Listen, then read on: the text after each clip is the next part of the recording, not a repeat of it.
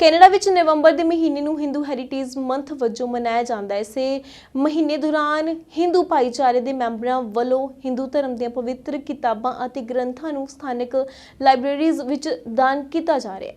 Hindu form Canada ਤੋਂ ਗੌਰਵ ਸ਼ਰਮਾ ਅਨੁਸਾਰ ਉਹ ਹਿੰਦੂ ਭਾਈਚਾਰੇ ਦੇ ਸੱਭਿਆਚਾਰਕ ਵਿਰਾਸਤ ਨੂੰ ਨਾ ਸਿਰਫ ਆਪਣੇ ਬੱਚਿਆਂ ਤੱਕ ਸਗੋਂ ਹੋਰਨਾਂ भाईचारों तक भी उपलब्ध करवाना चाहते हैं। जो हम बुक्स लाइब्रेरी में डोनेट करने वाले वो हैं रामायण, महाभारत और भागवत गीता। अब हमने देखा है कि पिछले कुछ हमारे सेंसस में भी ये आया था कि ऑलमोस्ट 40% जो ब्रैम्पटन की आबादी है वो इंडियन कम्युनिटी है। तो हमें लगा कि ये लाइब्रेरी में ये बहुत अच्छी अपॉर्चुनिटी है for the upcoming Hindu heritage month, जिसमें हम अपनी ये बुक्स जो हैं वो लाइब्रेरी में दान करना चाहते हैं। हमारे बच्चों के लिए भागवत गीता, रामायण और महाभारत बहुत इम्पॉर्टेंट है।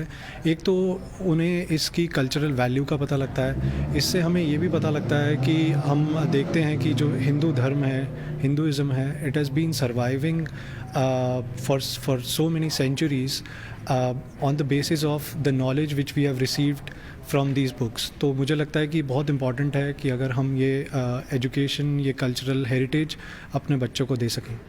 अब हम देखते हैं कि हिंदुज़म जो है पूरे वर्ल्ड में करीबन 1.5 बिलियन लोग हैं और कनाडा में तकरीबन 1.5 मिलियन हिंदू रहते हैं, जो अलग अलग देशों से भी आए हुए हैं। Like we have Caribbean Hindus as well. तो हम चाहते हैं कि हिंदू हेरिटेज मंथ को हम जो हमारी दूसरी और कम्युनिटीज़ हैं उनकी तरफ भी लेके जाएं। एक तो है वसुदेव कुटुंबकम, जिसमें हम कहते हैं कि वर्ल्ड इज़ वन फैमिली। जब हम एक परिवार में रहते हैं तो हमारे कुछ मतभेद हो सकते हैं, लेकिन फिर भी हम एक ही परिवार का हिस्सा हैं।